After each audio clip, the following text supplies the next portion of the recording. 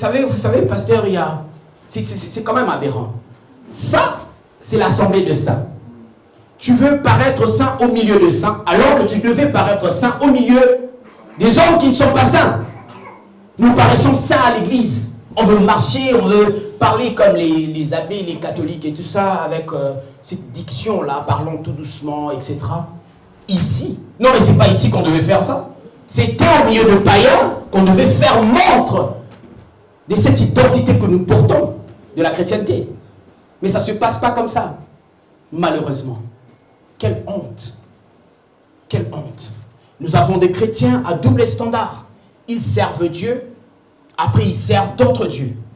Mais aussi, il y a d'autres qui servent Dieu, attendant des choses de perverser Dieu, tout en ayant d'autres options à côté. Je vais servir Dieu, mais si ça ne marche pas, alors... Ah, Dieu n'est pas un féticheur. La Bible dit on ne se moque pas de Dieu. On ne se moque pas de Dieu. Des gens qui viennent servir Dieu, mais ils ont d'autres options cachées. Elle est là, elle cherche le mariage, mais il y a un mari d'autrui avec qui elle fait des affaires. Elle fait des choses. Elle conduit un véhicule, elle vient à l'église. Mais ce type-là, c'est un mari d'autrui. J'attends que Dieu me bénisse avec mon mari, mais entre-temps, j'ai une option. Vous voyez, je ne veux pas vraiment faire passer quelqu'un pour un pécheur ce matin. Excusez-moi de cet exemple-là. C'est triste. Et pendant plusieurs années, nous avons nos églises qui regorgent les gens qui ils se développent chaque jour avec ce genre de mentalité et ils croient que le jour de l'enlèvement, mais non, quelque chose doit changer. Et nos églises n'en parlent pas parce que quand on parle de certaines choses, les gens s'enfuient. Pourquoi pasteur Anatole a parlé comme ça? C'est comme s'il avait entendu mon histoire. Alors il ne vient plus. Nous élevons des gens à l'église qui sont tellement faibles en esprit quand on ne vient pas les voir le jour du deuil parce que le pasteur a été occupé et il dit je quitte l'église. Je veux dire quelque chose entre parenthèses. Ici c'est l'hôpital céleste. Ici c'est l'hôpital de Dieu. Il y a des sidatiques, il y a des gens qui ont la malaria, il y a des gens qui ont différentes maladies. Mais ici, c'est là où Dieu nous a ramenés. Pourquoi? Parce que la Bible dit un homme quittant Jérusalem allant vers Jéricho. Il a quitté Jérusalem qui était la cité haute, allant vers Jéricho qui était une cité basse. Alors en train de descendre, quelqu'un qui quitte la présence de Dieu est en train de descendre. En descendant, il tombe. Quand il tombe entre les mains des bandits. Et ces gens commencent à le tabasser. Ils ont tabassé le maître près à mort. Et la Bible dit que l'homme de Dieu est passé, il a regardé, il est outrepassé. Oh, tu ne comprends pas ce que je dis. Je dis ceci, la Bible dit que l'homme de Dieu est passé. Un lévite, c'était un chanteur. Un prêtre, c'était l'homme de Dieu. Toutes ces personnes sont passées, n'ont pas pu secourir cet homme. Mais un bon samaritain est passé, je ne vais pas entrer dans cela, mais un bon samaritain est passé, il a pris cet homme. La Bible dit dans la version anglaise, on dit, took him in an inn. Inn veut dire hôtel, un lieu de passage. Et c'est ici que Dieu t'a emmené. C'est ici que Dieu t'a emmené. Il a dit, je continue mon voyage. Je reviendrai.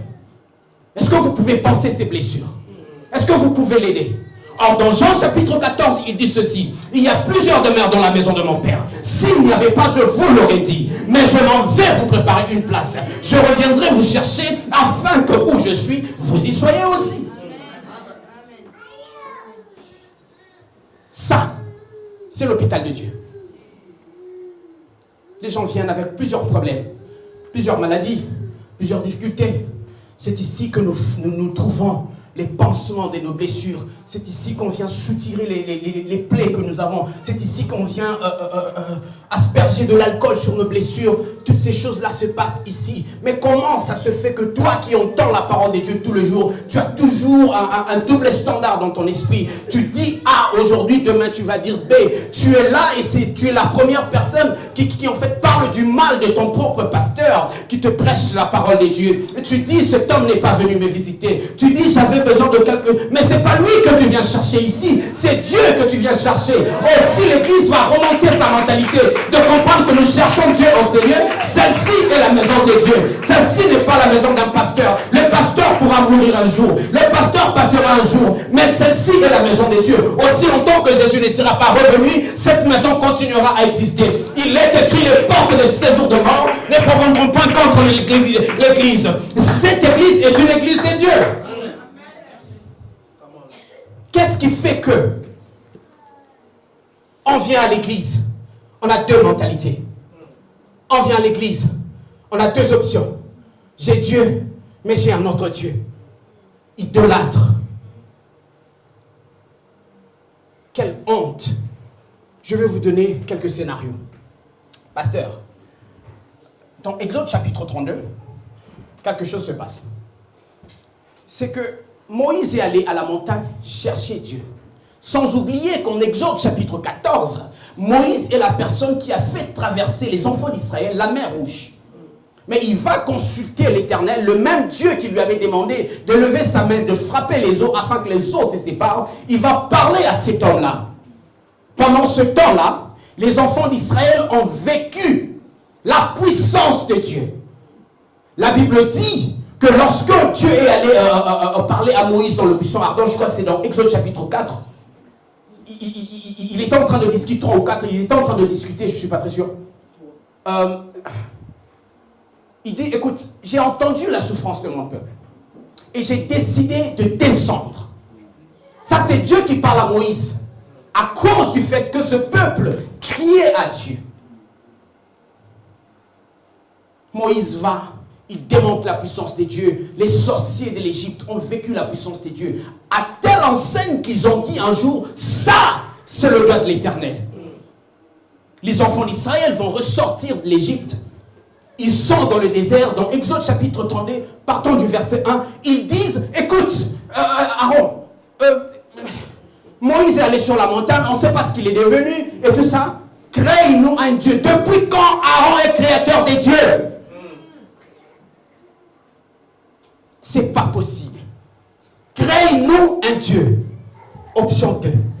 Ils servent Dieu, ils ont d'autres options.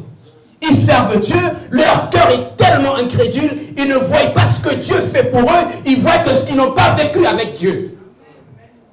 Et dans nos églises, nous avons tellement des ingrats qui ne voient que ce qui n'avait pas été fait pour eux.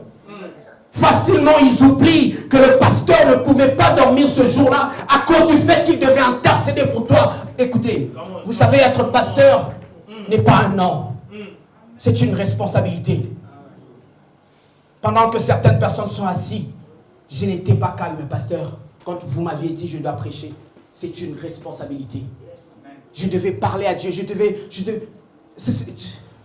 vous êtes tellement précieux que lorsque le pasteur il vient pour vous parler, vous ne savez pas d'où il vient. Il va rechercher des choses pour vous. Mais vous faites comme les enfants d'Israël. Lorsque les choses ne vont pas, ne marchent pas, vous changez de trajectoire, vous changez de direction. Parce que vous êtes tellement incrédule que vous oubliez les sacrifices de l'homme de Dieu. Moïse a sacrifié sa vie pour sauver le peuple d'Israël. En vérité, dans Exode chapitre 4, il ne voulait même pas. Il a dit à Dieu, écoute, tu parles trop, cherche quelqu'un d'autre. Moi, je ne sais même pas parler. Dieu se fâche et il dit, écoute, ne me parle pas comme ça. Tu as ton cousin Aaron, cet homme viendra avec toi et c'est lui qui parlera avec toi. Je mettrai mes paroles dans ta bouche et toi tu mettras tes paroles dans sa bouche. Ça veut dire que Aaron connaissait la puissance de Dieu. Il a vécu des choses qu'aucun autre homme avait vécues en Égypte. Il a vu lorsque Moïse a jeté le bâton par terre, ça s'est transformé en serpent. Et même quand les serpents, les sorciers de l'Égypte ont aussi démontré la même chose. Le serpent de Moïse a avalé tous ces serpents. Aaron a vécu ça. Mais, dans Exode chapitre 4, pasteur, 32, pardon, partant du verset 1, il accepte la proposition des hommes. Quelle trahison! Quelle trahison! Il dit, venez, venez, venez, les femmes, venez, enlevez vos boucles d'oreilles, venez, venez, venez. Vous toutes là, venez, enlevez vos boucles d'oreilles, enlevez vos affaires, enlevez vos chaînettes et tout ça, apportez-les-moi. Et dans le verset 3, il établit un Dieu en métal. Et dans le verset 3-4, il dit, voici votre Dieu qui vous a fait sortir de l'Égypte. Oh my God. Oh my God. Quelle incrédulité. Et la personne qui fait ça, c'est un lévite. Aaron était un lévite. C'est quelqu'un qui connaissait la loi de Dieu, qui connaissait les principes de la sacrificature. Quelle trahison. Et c'est ce genre de personnes que nous avons dans nos églises aujourd'hui. Mon frère, ma soeur, là où tu es, alors que tu m'entends, change ton cœur. Oh, je dis change ton cœur. Quelle trahison. Un petit mouvement qui... Dieu n'a pas dit qu'il était absent. Moïse est allé consulter Dieu. Avoir la pensée qu'il faut pour venir bien vous diriger. Vous vous détournez de Dieu. Shame. C'est honteux. C'est honteux. Et c'est même triste de voir que nous comportons comme ça. C'est triste. Les gens qui vous viennent à l'église pendant des années, mais qui n'ont pas un cœur attaché à Dieu. Quand vous leur prêchez certaines choses, ils se fâchent. Ils forment des groupuscules à côté pour parler de la prédication du pasteur. Parce que la prédication doit plaire à leurs oreilles. Quand ça ne marche pas dans ce sens-là, ils se fâchent. Certains quittent l'église. Pasteur m'a mal parlé. J'aurais pas voulu qu'il me parle comme ça. Mais qu'est-ce qui se passe, homme de Dieu? Qu'est-ce qui se passe, femme de Dieu? C'est que le cœur de l'homme est tellement incrédule, il porte tellement... En vérité, le cœur de l'homme n'est pas transformé. Le cœur de l'homme n'est pas changé. Quand on parle de la transformation, la vraie transformation n'a pas eu lieu. Parce que quand l'homme intérieur est changé, l'homme extérieur va exécuter. Quelle honte! Quelle honte, homme de Dieu! Mais ce matin, l'Éternel a libéré sa parole. Il est écrit dans leur détresse, ils invoquèrent l'Éternel, l'Éternel leur envoya par la prière. Ah, tu ne m'as pas entendu. Je dis dans leur détresse, ils invoquèrent l'Éternel. Beaucoup de gens, pasteur, pensent que pour chercher Dieu, il faut prier. Mais je veux dire quelque chose ici. C'est que lorsque l'on lit la parole de Dieu, on est plus proche de Dieu que lorsque l'on prie. Parce que toute prière faite sans la parole est une magie. Et lorsque tu connais la parole, en fait, tu pries plus que la personne qui prie sans connaître la parole. Parce que la parole vivifie l'esprit. La parole te redonne la foi. La parole te donne l'orientation. La parole établit les promesses de Dieu en toi. Il est écrit, réveille ma mémoire. Je ne vais pas entrer là-bas.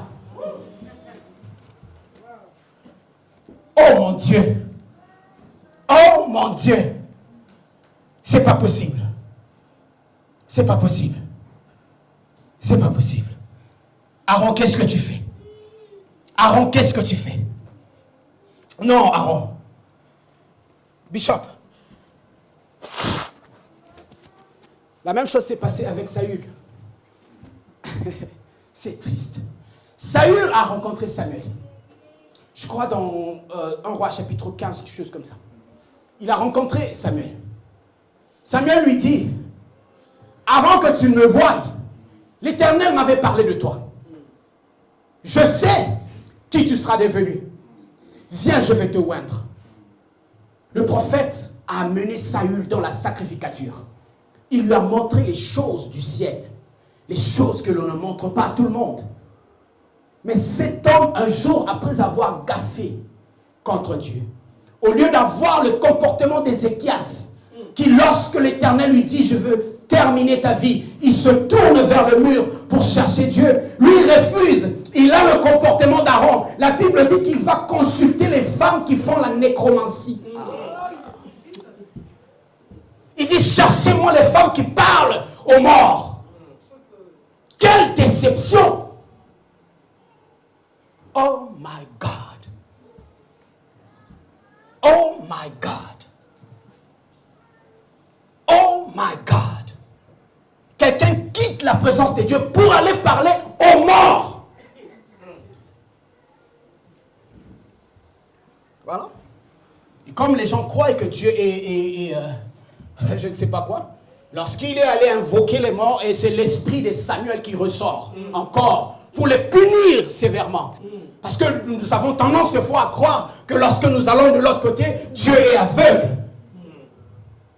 C'est l'esprit de Samuel qui ressort. Toi, tu viens encore ici. Puisque tu as fait ces choses, alors tu verras. On n'est pas une église qui s'attend à la colère de Dieu, mais on est une église qui s'attend à la miséricorde de Dieu. Mais quel comportement avons-nous face à ces choses? Nous venons à l'église avec un esprit déconnecté à Dieu, alors que la Bible dit l'Éternel cherche les vrais adorateurs qui l'adoreront en esprit, mais aussi en vérité.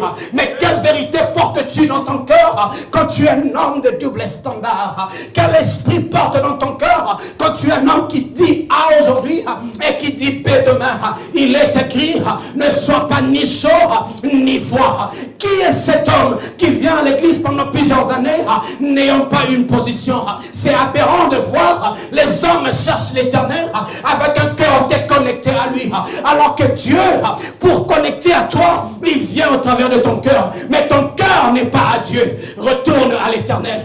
Je dis ce matin, retourne à l'Éternel. Je dis ce matin, retourne ce cœur à l'Éternel. L'Éternel a besoin de ton cœur. Il n'a pas besoin de ton physique. Il n'a pas besoin de tes apparences. Il est écrit, l'apparence est trompeuse. Retourne à l'Éternel. Retourne à l'Éternel.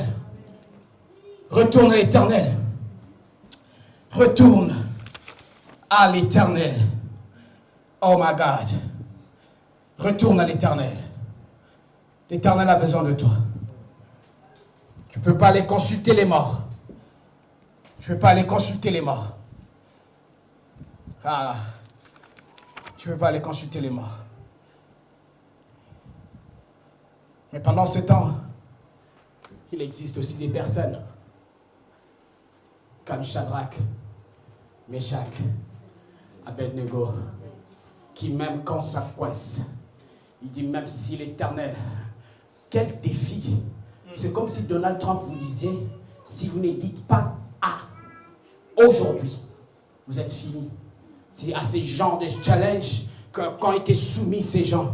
Ils ont dit au roi, nous savons que l'Éternel, notre Dieu, est capable de nous délivrer. Mais écoute très bien, roi, même si c'est Dieu ne nous délivrait pas, nous n'allons pas changer de mentalité. Même si c'est Dieu ne nous délivre pas, nous n'aurons pas d'autres options. Nous n'avons qu'une seule et une option, c'est ce Dieu-là. Et si ce Dieu ne nous délivre pas, nous préférons mourir. Oh non, je disais à quelqu'un, il existe des générations, des hommes comme Ézéchias, qui lorsque Dieu n'est pas content, il se tourne vers le mur et il commence à parler en langue. Oh, il existe des hommes aussi comme David, qui lorsque il a l'opportunité de tuer Saül, il dit je ne porterai pas ma main sur l'homme de Dieu. Oh, je dis à quelqu'un, il existe des hommes aussi comme Joseph, qui lorsqu'il a la possibilité de coucher avec la femme de Potiphar, il préfère laisser sa chemise et subir la prison. Je dis, il existe des gens comme Jésus qui lorsque dans sa prière, en train de prier, il voit la difficulté venir, il dit Père, je sais que c'est souffrant, mais non pas ma volonté, mais que ta volonté. Je dis à quelqu'un, il existe aussi des personnes, et cette personne-là c'est toi. Cette personne-là c'est toi. Les gens qui disent, quoi qu'il en soit, je n'arrêterai pas avec ce Dieu. Quoi qu'il en soit, je m'attacherai à ce Dieu. Quoi qu'il en soit, je m'attacherai à ce Dieu. Glory be to God. Et à cause de ces gens, à cause de ces hommes, ces femmes, Dieu envoie sa parole. Dieu libère sa parole dans Apocalypse chapitre 3, verset 8. Il dit, je connais tes œuvres. Je connais tes œuvres. Alors mon thème de ce matin, c'est que, vas-y, entre. Vas-y, entre. Vas-y, entre. Tu vas entrer où? Avant que l'on en arrive là, un texte en dehors du contexte, pasteur, est un prétexte. Alors on va commencer au début. Il commence par dire, je connais tes œuvres. je connais tes œuvres. Hein? Beaucoup de personnes font du bien aux gens, pasteur. À cause de l'ingratitude des hommes du monde, ils se découragent. Ils disent, je fais du bien aux gens, mais toutes les fois que je leur fais du bien, je reçois toujours des complications en retour. Et des fois, c'est des gens qui pleurent au devant de Dieu. Seigneur, qu'ai-je fait pour subir ces genres de traitements? Toutes les fois que je fais du bien aux gens, en retour, je reçois des choses qui me brisent le cœur. Je voudrais dire à quelqu'un, tes œuvres parleront à ta place, même quand tu seras mort.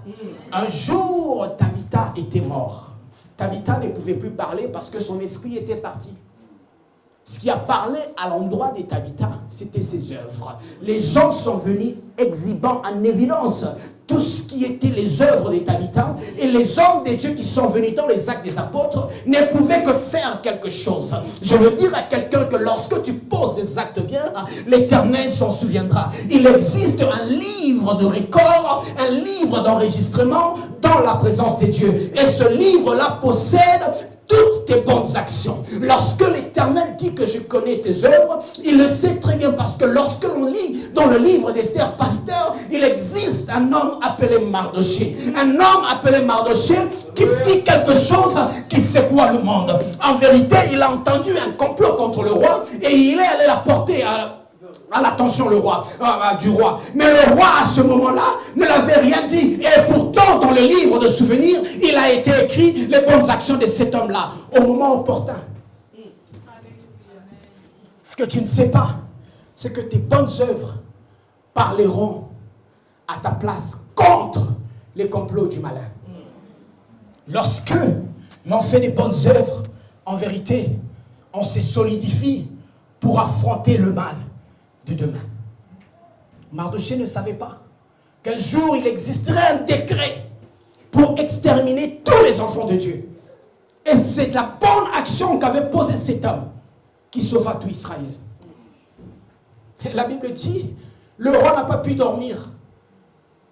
Qu'est-ce qui se passe? Dit, amenez-moi un peu le livre de souvenirs.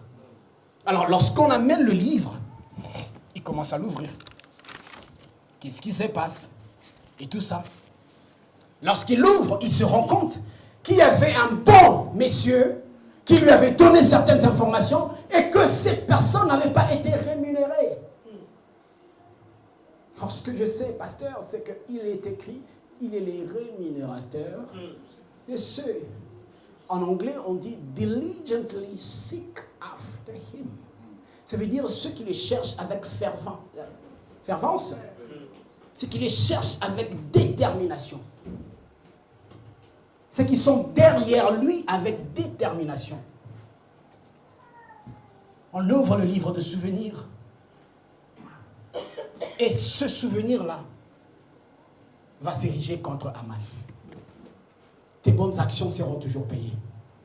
Tes bonnes actions seront toujours rémunérées. Un jour, Joseph était en prison, pasteur. Il a prophétisé pour des gens. Certains l'ont oublié, mais d'autres ont gardé cette prophétie. Au moment opportun, ils ont dit, nous connaissons quelqu'un qui dans la prison avait prophétisé pour nous. Tes bonnes actions ne mourront pas comme ça. Tes bonnes actions ne partiront pas comme ça. Dieu se souviendra toujours de quelque chose que tu auras fait à ses enfants. Dieu se souviendra toujours de tes sacrifices dans cette église. Des fois, tu mets les offrandes et tu te poses des questions. Mais qu'est-ce qui se passe? Les offrandes, je les apporte quand même. Ma dîme, je l'apporte. Je sers Dieu, j'essuie les chaises. Je fais tout ce qui... Mais qu'est-ce qui se passe? Je voudrais dire que Dieu n'est pas ingrat. Les gens pensent que Dieu est déloyal. S'il y a un homme loyal sur cette terre, c'est Dieu. Dieu, à cause de l'intégrité de son nom, il ne va pas rester endetté de tes affaires pour te... Oh non, Dieu va toujours te récompenser. Dieu va toujours te payer. Toujours. Il va toujours te payer. Je connais tes œuvres. Je connais tes œuvres. Je sais ce que tu fais dans les ténèbres. Je sais ce que tu fais là où personne ne te voit. nous paraissons devant le pasteur tous comme ça. Vous savez, nous vivons à l'église où tout le monde veut paraître comme ça. Et lorsque nous prononçons certaines paroles par rapport à certains comportements, la première des choses qui nous ressort, c'est que arrêtez de nous juger. Non, le jugement doit commencer dans la maison de l'Éternel. Le jugement doit commencer ici. C'est ici qu'on doit parler de ces choses. C'est ici qu'on doit dire arrête la fornication. C'est ici qu'on doit dire arrête la pornographie. C'est ici qu'on doit dire arrête avec la femme d'autrui. Arrête. Arrête. C'est ici qu'on doit dire arrête avec la sorcellerie. Ça t'apporte quoi depuis? Minable que tu es, tu ne vis que la nuit. Mais la nuit est avancée, le jour approche.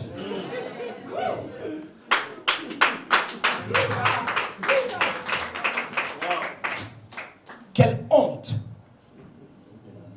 Je connais tes œuvres. Dieu connaît les œuvres de tout un chacun de nous.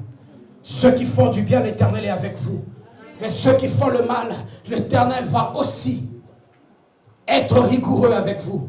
Mais qu'à cela ne tienne, il dit retournez à moi. Retournez à l'Éternel. Alléluia. Est-ce que quelqu'un m'entend? Est-ce que quelqu'un m'entend? Non, dis un amen bien. Quelqu'un m'entend? Dans Jérémie 17, chapitre 9, est-ce que tu peux me lire, mon frère? Jérémie chapitre 17, verset 9 à 10.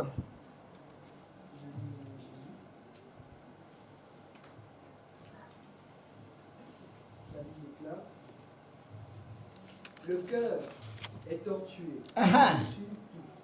et il est méchant.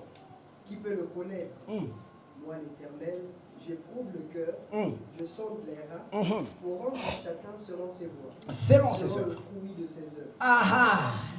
Dieu rendra à chacun selon les fruits de ses œuvres. Dieu connaît le cœur de tous. Il connaît la mentalité que nous portons. Il connaît les choses que nous méditons tous les jours contre les autres. Il sait exactement ce qui traverse nos pensées. Et il dit, il rendra à tout un chacun selon ses œuvres. Et lorsque Dieu dit dans Apocalypse, je connais tes œuvres, c'est pour dire que toi qui fais le bien, continue à faire le bien. Mais toi qui fais le mal, selon qu'il est écrit, continue à faire le mal. Que ceux qui s'essuient, continuent à s'essuyer. Papa, c'est comme ça qu'il est écrit. Que ceux qui se sanctifient davantage. C'est pas moi. Je connais tes œuvres. Je connais tes œuvres. Dieu connaît tes actions. Dieu sait ce que tu fais. Il sait ce que tu fais.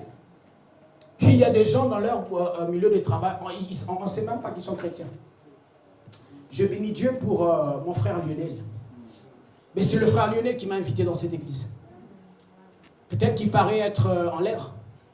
Mais c'est quelqu'un qui a présenté son identité. Il a brandi comme ça, je suis chrétien. Plusieurs d'entre nous, quand ils sont dans le milieu de travail, ils renient leur religion, leur appartenance, leur confession, parce qu'ils ne veulent pas, en fait, être troublés. Je connais tes œuvres. Et la deuxième des choses, pasteur, il dit, je sais que tu as peu de force. Je sais que tu es impuissant. Je sais. Vous savez, ce qui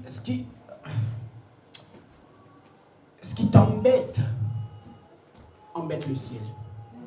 Ce qui te dérange, dérange le ciel. Ce qui te tourmente, tourmente le ciel. Mais c'est la chose que nous ne connaissons pas. Un jour, Élie a été tourmenté. Il est sur la montagne. D'abord, il est allé provoquer quelque chose que Dieu ne lui avait pas demandé de provoquer. Sinon, à ma parole, il n'y aura pas de pluie, et ceci, cela, alors la pluie se ferme. Mais pour que cette pluie revienne, il a passé du temps dans la présence de Dieu. Il priait tellement. Alors Dieu décide de libérer la pluie. Mais lorsqu'il libère la pluie, quelque chose se passe. C'est qu'il se rend compte qu'il a peu de force pour arriver à la destination où serait l'abri. Je sais que tu as peu de force. Ce qui t'embête, embête le ciel. Et l'Éternel lui dit ceci, calme-toi.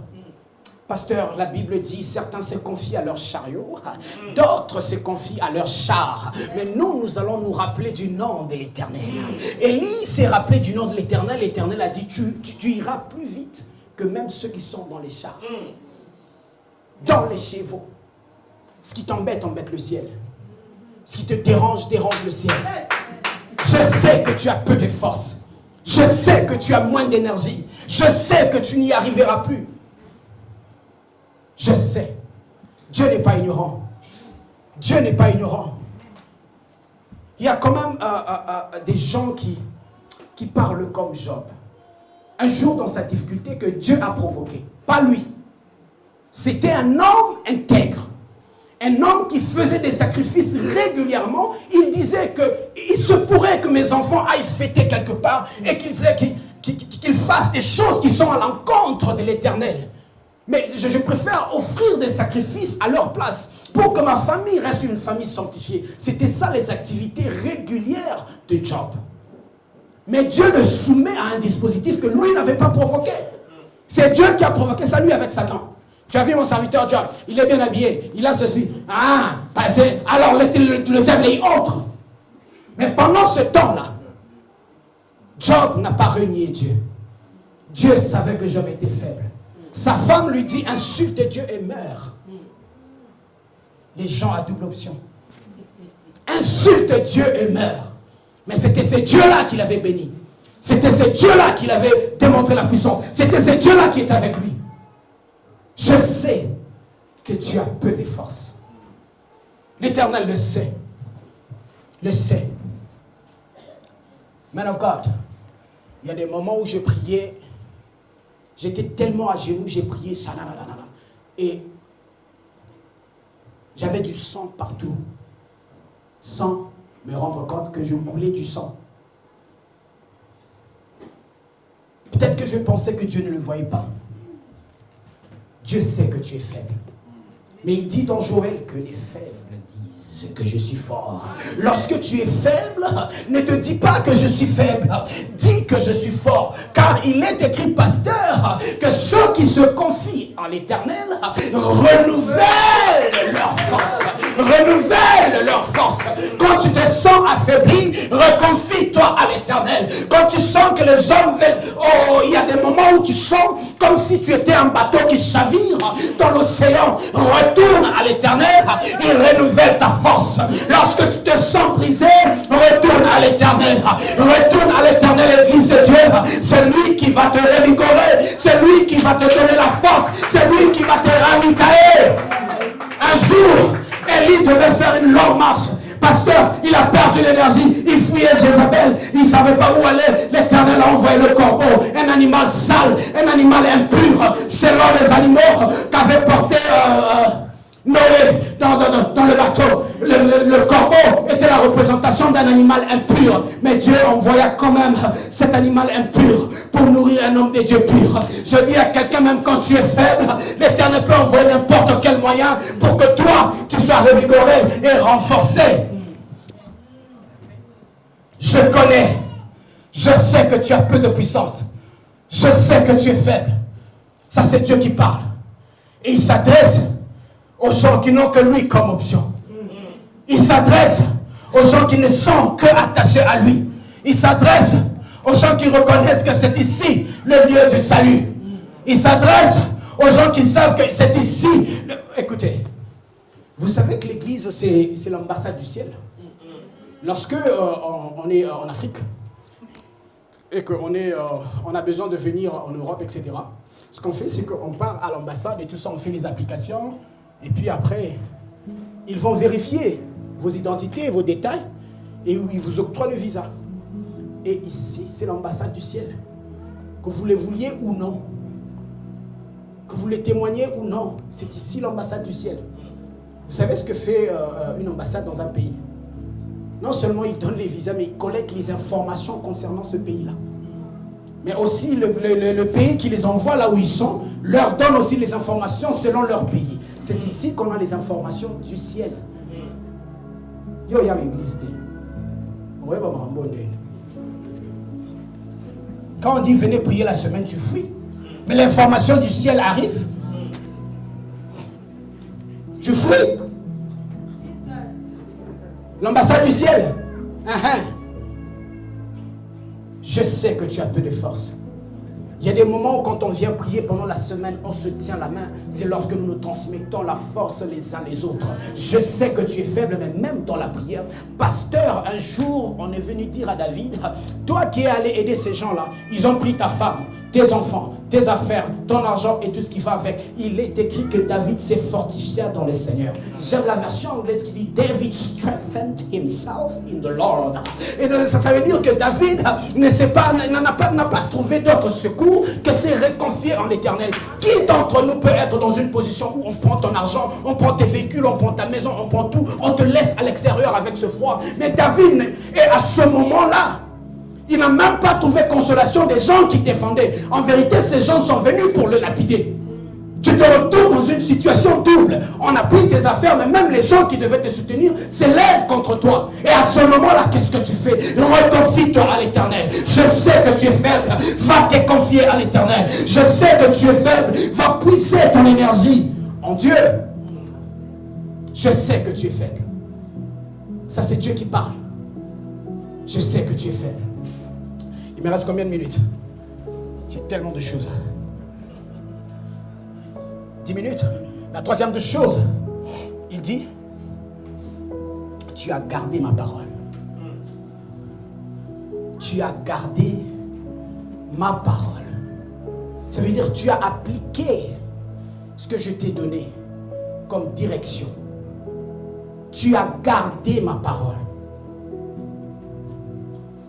Si, parce que c'est pas moi le pasteur de l'église, hein, je prêche sous son onction, sous l'onction du pasteur Anatole. Mais si pasteur Anatole venait ici et qu'il disait, on va appeler 6 frères ici, donnez-nous 5 versets bibliques que vous connaissez à cœur. Les jours là j'étais malade. 5 versets bibliques que vous connaissez à cœur. Les versets qui, quand vous êtes en danger, vous êtes dans une situation difficile, vous pouvez les réciter encore. Un jour, pasteur, j'étais fiancé à ma femme, j'avais des difficultés de finances. Alors, toutes les fois qu'on parlait au téléphone, vous savez, quand les gens sont amoureux, ils parlent longtemps au téléphone. Quand on parle, à un certain moment, on dit, bon, on va prier, parce qu'on priait tous les jours. Alors, chaque fois que l'on priait, parce que j'ai demandé à Dieu de me donner les possibilités de pouvoir me marier, je disais ceci tous les jours. Certains se confient à leur chariot, d'autres à leur char. Mais nous allons nous rappeler du nom de l'Éternel. C'était mon passage régulier. Et lorsque je cite ce passage, ça me revigore. Ça me donne de l'énergie. J'ai de l'assurance, comme on dit en anglais, to face tomorrow. Ça veut dire je suis certain que demain sera bien. 5 versets. Viens me montrer. On prend quelques personnes. Donne-moi 5 versets bibliques. Dieu dit, je sais que tu as retenu ma parole. Tu as retenu ma parole. Je ne vais pas aller en détail parce que l'heure est partie. La dernière de choses, il dit ceci. Tu n'as pas renié mon nom. Tu n'as pas renié mon nom. Il est écrit, celui qui aura honte de moi devant les hommes, j'aurai honte de lui devant mon Père et devant les anges. Tu as renié mon nom. Tu fais semblant de connaître Dieu. Mais tu fais comme ce disciple qui, quand on vient lui dire, mais toi, on t'a vu avec Jésus, dit non. Mais même ta façon de parler, dit non, arrêtez ces jeux-là, moi, je n'étais pas avec lui. Tu as renié mon nom. Alors, la dernière de choses, l'Éternel, il dit, pour ces choses, regarde, j'ai placé une porte ouverte au-devant de toi. Vas-y, montre. Cette porte ne sera fermée par aucune personne. Amen. Aucune personne n'aura le pouvoir de fermer cette porte. Et c'est la porte de cette église. Pasteur, il existe 3, 4, je ne sais pas, plusieurs sortes de portes. Vous avez des portes où ça demande votre force pour aller utiliser le poignet pour l'ouvrir. Aussi longtemps que vous n'utilisez pas le poignet pour l'ouvrir, vous allez vous y tenir, cette porte ne s'ouvrira pas. Il existe des portes automatiques qui, lorsqu'on est dans des centres commerciaux, quand vous y allez, ça demande juste votre présence et la porte s'ouvre. Il existe aussi des portes en tambour, pasteur. Les portes qui sont dans les hôtels qui tournent comme ça. Les portes qui déterminent le temps. Vous y entrez, mais ça demande un certain moment pour que ça arrive à la sortie. Mais toutes ces portes sont les portes que l'Éternel a placées au-devant de toi. Il dit, vas-y et entre. Maintenant, alors que vous vous levez pour y entrer, concernant ton mariage, ta vie, la vie de tes enfants, tes finances, tout ce qui va avec, tes documents, tous tes problèmes, il existe quelque chose, c'est le dernier passage qu'on va lire. Je veux que tu prennes de l'énergie spirituelle parce qu'on va prier. Ézéchiel chapitre 11. Arabash de la vie de glace. Zébros de la vie de glace de la vie. Sobritoridas de la vie de glace. Ézéchiel 11. Ézéchiel 11. Obrajite basekete. Ararabashite. Glory be to God. Gloire soit rendue à Dieu.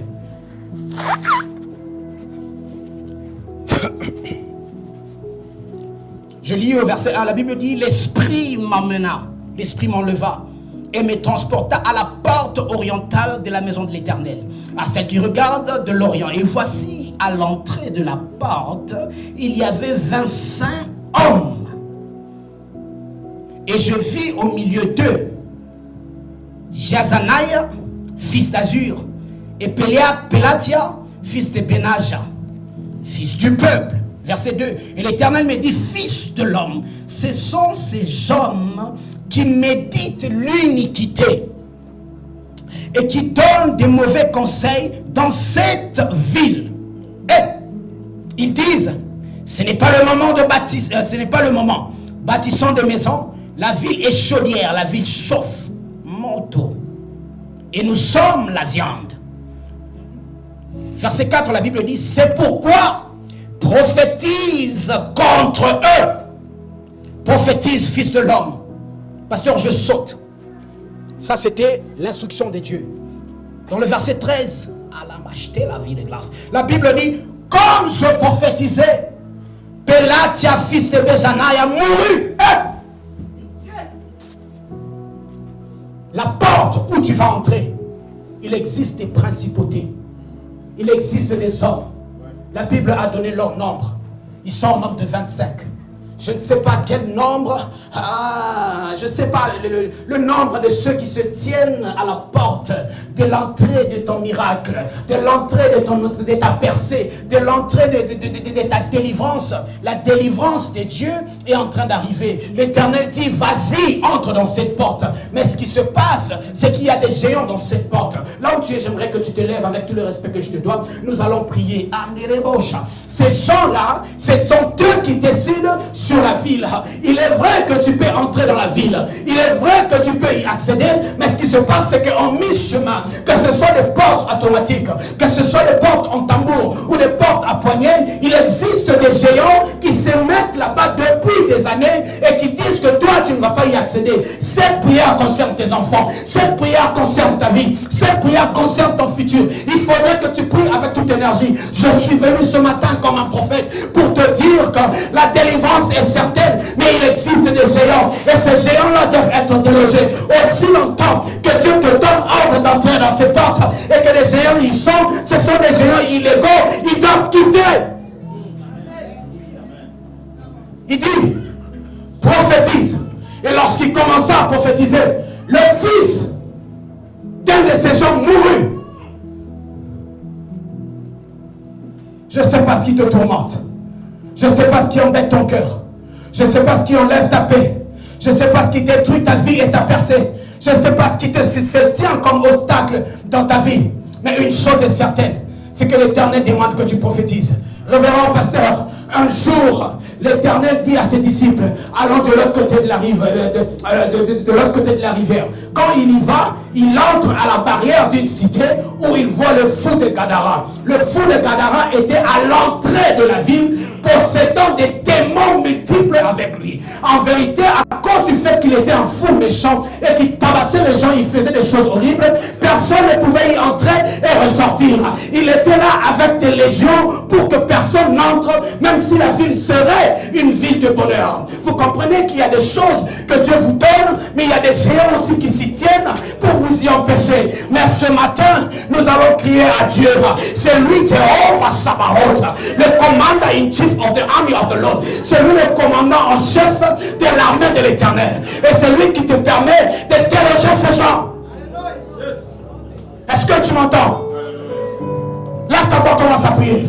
Tape les mecs, ces choses vont changer ton avenir. Lève ta voix, commence à prier. Lève ta voix. Commence à les déloger.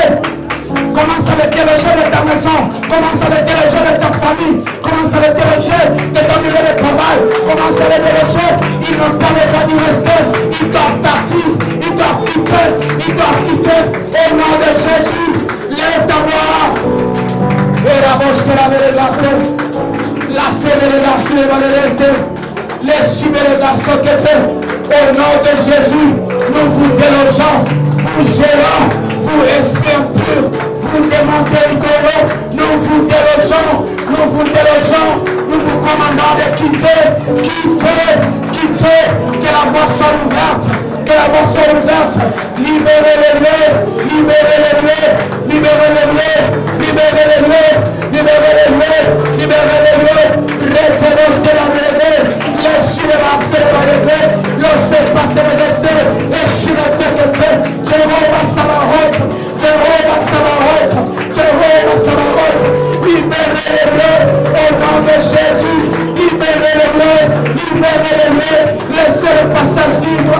Laissez la voie libre. Je dois y entrer. Je dois y entrer. Je vais y entrer. Déclare une force. Je vais y entrer au nom de Jésus. Oui! Takamaboko. Come on. Tu as encore 30 secondes pour prier plus. Tu as encore 30 secondes pour prier plus. Le